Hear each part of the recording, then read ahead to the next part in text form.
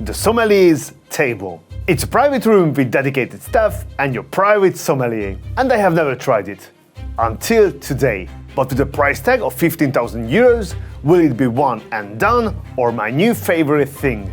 Join me and find out.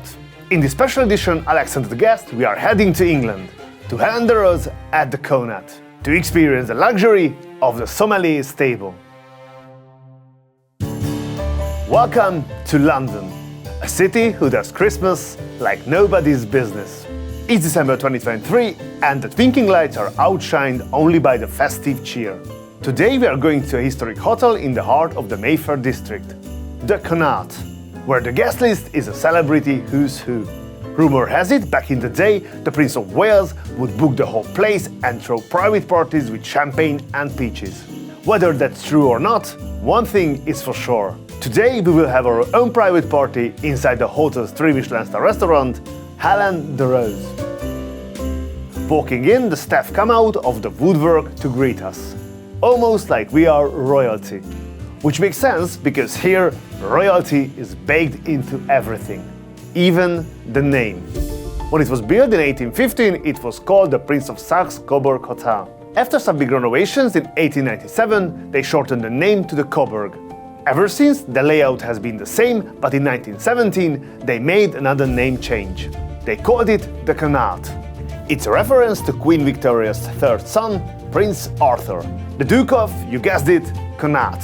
So let this be a lesson. If you want royals to throw champagne and peaches parties at your place, you best include them in the name.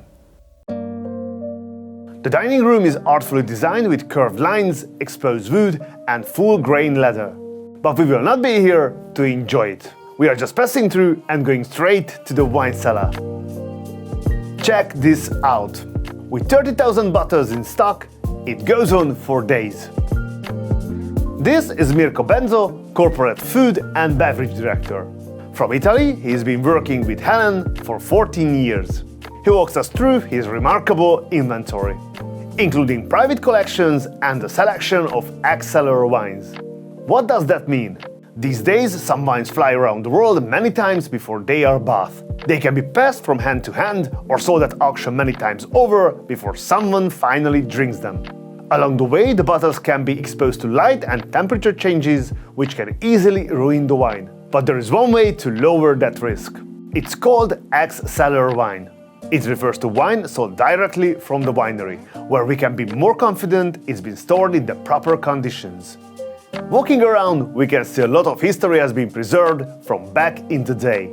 They even have the wine list from 100 years ago. Sadly, they are not honoring these prices.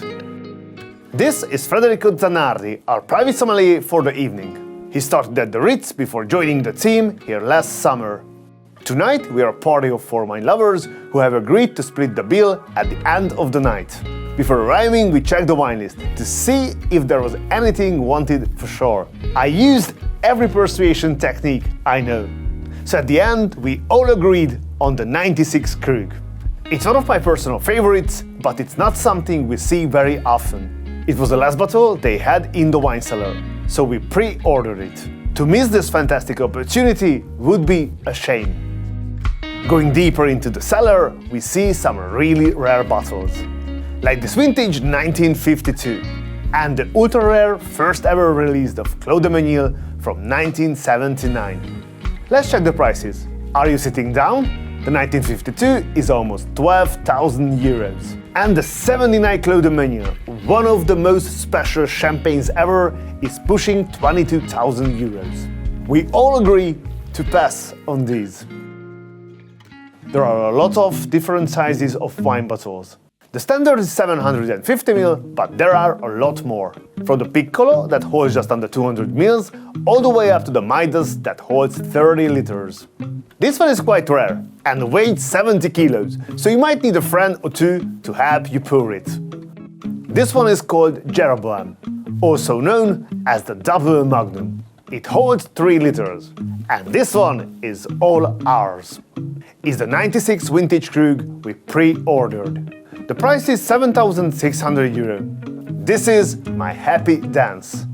Looking after us today is Giuseppe Molinaro. former assistant restaurant manager at the Fat Duck. Now he has that responsibility here. He serves the first canapés, a seaweed tartlet of bluefin tuna, crackers with turnip parfait, and a fritter with smoked duck, pumpkin, and truffle. Together they unlock all 5 tastes: sweet, salty, sour, bitter, and umami. This might seem like a strange place to have a meal, right here in the wine cellar. But this is all part of the experience at the Sommelier's table. Here at TheConnaught, it comes with a private dining room for up to 8 people, with a sommelier at our disposal, and some personalized touches. Included in the price is a 6-course tasting menu for everyone at the table. The price tag is just under €3,000. For a normal reservation, this menu goes for €260. They also have a weekday lunch menu, which is the most affordable option at €150. For wine, there are 4 pairings to choose from, ranging from €170 to €680. Instead, I give a mission to the young sommelier, giving him a price range and requesting some of their most exciting wines. Our first course comes in layers, starting with sea bream tartare, covered with smoked haddock cream, topped with crystal caviar, dressed up with a beetroot tree. On the side, even more caviar on a beetroot tuile. We are told there is no right or wrong way. Just dig in. Excellent textures here.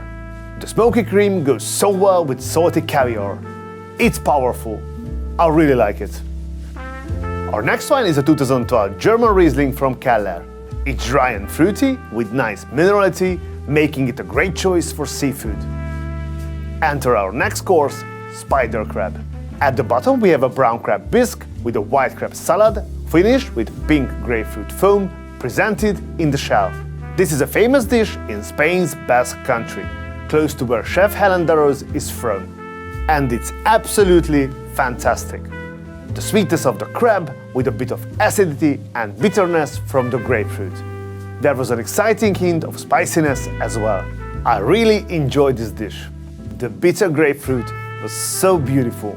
Where I come from, we don't do much bitter, so it was great to see it used so well in this dish. Masterfully balanced. We shot this episode just before Christmas 2023, so it's been almost 9 months since our visit. Yet, I still remember this dish as if it was yesterday. The service here at the Sommelier's table is relaxed but attentive. As Giuseppe says, we don't want to be the best, we want to be the favorite. I love it. Next is a blind tasting. The shape of the bottle gives away part of the mystery. It looks like a Riesling, and it is. A bit sweet, but beautifully balanced.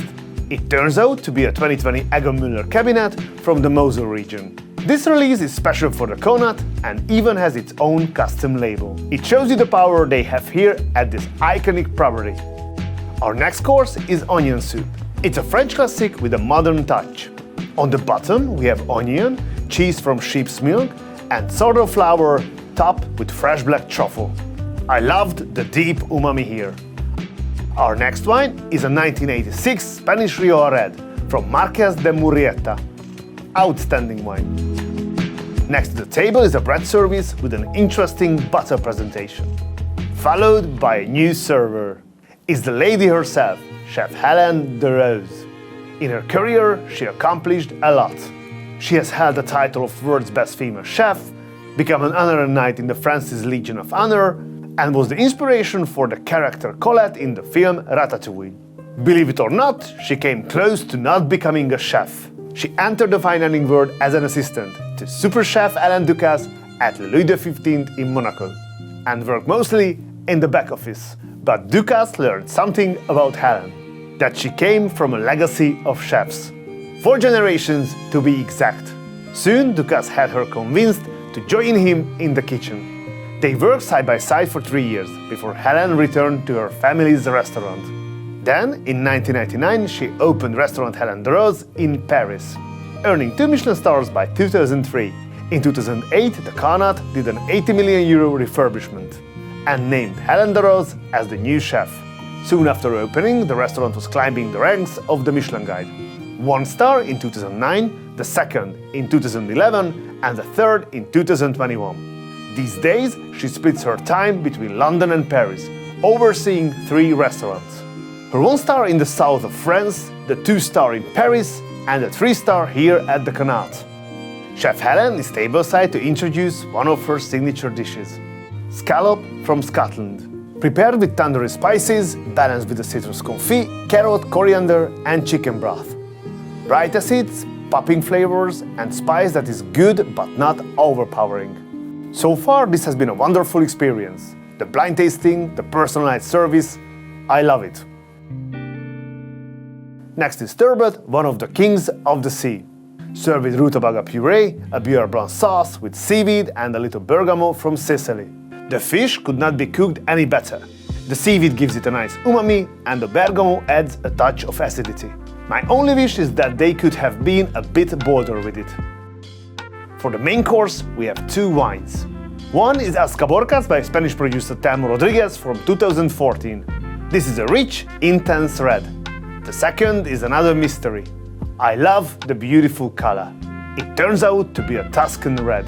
Chianti Classico Il Poggio, a reserve from 1968 by producer Castello di Monsanto. Although it might be past its peak, this wine has spicy notes and gorgeous finish, perfect for the main course. And here it is, A5 Wagyu beef from the Gunma region of Japan. On the side is Wagyu beef tartare, smoked egg yolk and crispy salsify, arranged between 2 tuyas. Beautiful main course with perfect ingredients. Then Chef Marco Zampese rocks in like an old best friend. In January 2014 he started to work here as junior sous chef, then to sous chef before becoming executive chef in 2018. He's here just to say hi and check on things. Our first of the sweet courses is the William pear dessert, poached pear, biscuit and pear granita. Sheep's goat cheese chantilly cream finished with black pepper ice cream and the pear sauce. I don't know what to say except it's perfect. Our second sweet course is a dark chocolate tenea, made with 70% cocoa chocolate from Madagascar. The chips and ice cream are made with sunchoke. I love chocolate, but this is not your average chocolate dessert. Super creative and very interesting flavors. This restaurant has super strong by-the-glass options. As a final act, we choose a heavy hitter. This is a 1999 Petrus and is a benchmark of luxury in the world of wine. This bottle is from 1999. It was a special year for me. In 1999, I moved to England to work as an au pair. The first of the petit fours are finished at the table by senior pastry chef Marius. This is a tilted millefeuille, filled with queen's chutney and topped with cardamom diplomat cream. It's amazing. Finally, a dark chocolate dessert with chocolate from Venezuela. We also have chocolate truffle, filled with HeleneDarroze signature Christmas spices. A chocolate bomb. I love it. And with that, we are done. The total for today is just over €15,000 for the 4 of us. So what do I think of the HeleneDarroze at TheConnaught? No question, they use the best quality ingredients and have incredible technical skills. But here is the thing. I love dishes that are bold and even a bit divisive. The ones that slaps you in the face.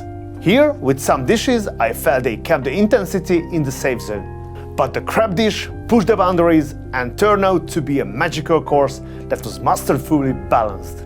Regarding the number of courses, I would love to enjoy a few more. How about the Sommelier table? I am glad I had the chance to try it once, but it won't become my new thing. But the Krug Jeroboam will remain an experience to remember. The level of service is the best money can buy. It's consistent and high caliber. Mirko, Federico, Giuseppe, Marius, hospitality is in their blood, and all of them were remarkable. They truly talk the talk. As Giuseppe says, we are not in the business of food and drinks, but we are in the business of emotion. And that does it for this episode. Thank you for joining me. If you like this video, hit subscribe. See you next time. You can call me stupid.